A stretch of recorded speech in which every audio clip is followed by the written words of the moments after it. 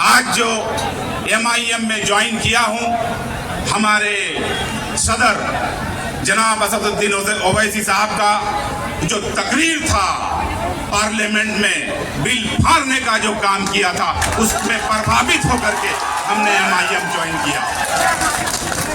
और मैं आप लोगों को यकीन दिलाना चाहता हूं कि हमने जब कांग्रेस में रहा तो डंके के चोट पर रहा, और मैं आप आज ऐलान करता हूं कि मैं MIM में भी अब रहूंगा तो डंके के चोट पर रहूंगा।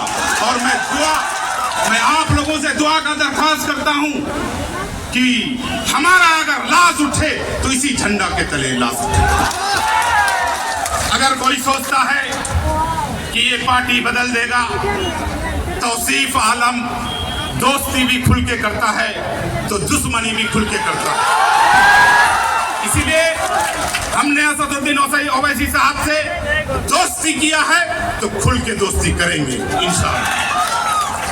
आज हमारे देश के प्रधानमंत्री कहते हैं कि हमारे देश में मुसलमान पंचर बनाते हैं। मैं चाय वाला का बेटा से कहना चाहता हूं, किसी पर उंगली उठाने से पहले अपने गिरिवा में झांक के देखिए, तुम भी स्टेशन में चाय बेचता था। अगर आज हम पंचर बनाते हैं तो कल का दिन आपको भूलना नहीं चाहिए।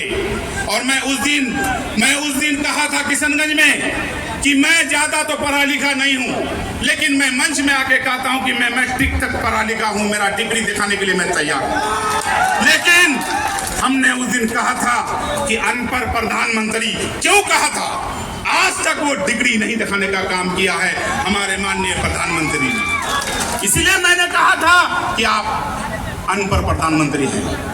और हमने कई बार जो हमारे गृह मंत्री बन के हैं, मैं उनका कुर्सी को सलाम करता हूं, लेकिन जो कुर्सी पर बैठे हुए हैं उसको मैं थूकता हूं, उसका काम काज करने का जो अंदाजा।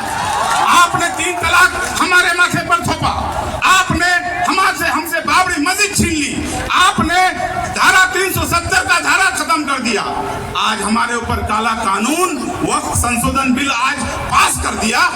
हम नहीं मानेंगे, हम नहीं मानेंगे। 30 करोड़ मुसलमान हिंदुस्तान का नहीं मानेंगे। तुम हमको कहां ले जाओगे? तुम्हारा जेल में जगह नहीं होगा। 30 करोड़ मुसलमानों को जब जेल में ले जाओगे, तुम्हारा जेल कम हो जाएंगे, कम पड़ जाएंगे। मैं वादा करता हूं असद साहब से कि आप वक्फ बिल के खिलाफ आपने झंडा उठाने का काम किया है। मैं वादा करता हूं सीमांचल वासी की तरफ से मैं आपके साथ खड़ा हूं। अगर गोली खाने का भी काम खाना करेगा तो हम लोग खाने के लिए तैयार हैं। लेकिन हम अपना कब्रिस्तान छीनने नहीं देंगे, हम अपना मदरसा छीनने नहीं देंगे, हम अपना मस्जिद छीनने नहीं देंगे, हम अपना ईदगाह छीनने नहीं देंगे। ये काला कानून जो हम लोगों के माथे पर थोपा गया है, ये काला कानून अगर लागू हो जाता है तो हमारा कब्रिस्तान ले लेंगे, हमारा मस्जिद ले लेंगे, हमारा ईदगाह ले लेंगे,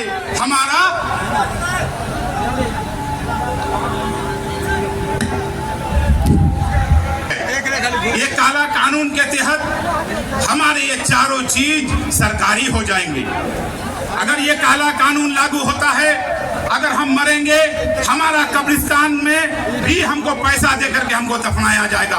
यही कानून पास किया है। नरेंद्र मोदी जी, अगर पास ही करना है, हम 20-30 करोड़ मुसलमानों का बात छोड़ो, हमारा जो हिंदू भाई है 110 करोड़, आज 100 रुपया पेट्रोल बिक रहा है, 90 रुपया 95 रुपया डीजल बिकता है।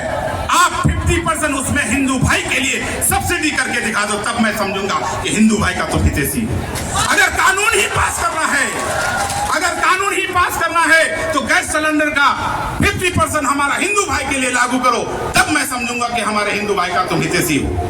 आज हिंदू मुसलमान करके, हमारा हिंदू भाई में लड़ाई करके, हमारा हिंदू भाई मुसलमान भाई में आज जंग पैदा कर दिए हो, ऐसा होने नहीं देंगे।